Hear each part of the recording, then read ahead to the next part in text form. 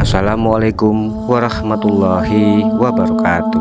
Sahabat sekalian, dari sekian banyak manusia, mungkin orang inilah satu-satunya yang mendapatkan karunia karomah dari Allah Subhanahu wa Ta'ala, bisa hidup dan mati sebanyak 9 kali. Meski cerita ini berkembang dari mulut ke mulut, namun cerita ini diperkuat adanya makam beliau yang berjumlah 9, bisa dilihat dan banyak disiarai hingga kini. Ialah Mbah Soleh, salah satu dari sekian banyak murid dari Sunan Ampel yang memiliki karomah luar biasa ini. Selain belajar agama, keseharian Mbah Soleh ialah bertugas membersihkan area masjid. Dikatakan bahwa saking bersihnya, sampai di dalam masjid tidak ada debu yang menempel.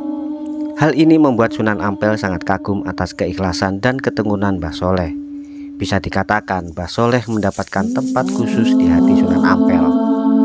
Hingga saat itu tiba, yang namanya hidup pasti akan mati.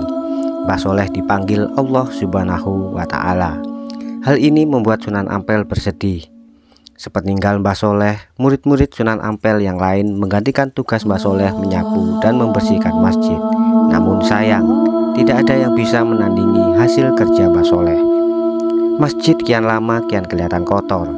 Hal ini membuat Sunan Ampel bersedih dan teringat kembali kepada Mbah Soleh.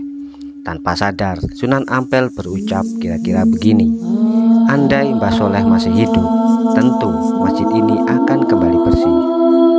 Keesokan harinya gempar, sosok Mbah Soleh hidup kembali dan sedang melakukan kewajibannya membersihkan masjid.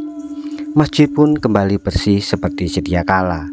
Selang beberapa waktu, Mbah Soleh meninggal kembali dan dimakamkan tepat di sebelah makamnya sebelumnya.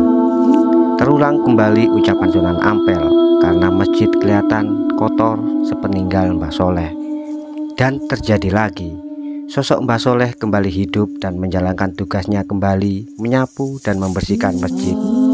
Hal ini pun terjadi berkali-kali sampai pada akhirnya Sunan Ampel dipanggil Allah Subhanahu wa Ta'ala. Dan selang beberapa bulan Mbah Soleh pun meninggal kembali dan makam Mbah Soleh tepat berjumlah 9 berjejer. Bisa dilihat hingga saat ini. Sahabat sekalian, dari kisah ini kita bisa belajar arti dari sebuah keikhlasan dan keistiqomahan bisa berbuah sebuah keistimewaan atau sebuah karomah. Ucapan maupun doa waliullah langsung didengar oleh Allah Subhanahu wa Ta'ala. Tentunya hal ini atas izin dan ridho Allah Subhanahu wa Ta'ala. Cerita ini hingga kini masih menjadi misteri. Ada yang mengatakan bahwa itu merupakan sesosok orang yang hanya menyerupai Mbah Soleh. Yang pasti, bila Allah Subhanahu wa Ta'ala berkehendak, tidak ada yang tidak mungkin terjadi. Karomah hanya diberikan kepada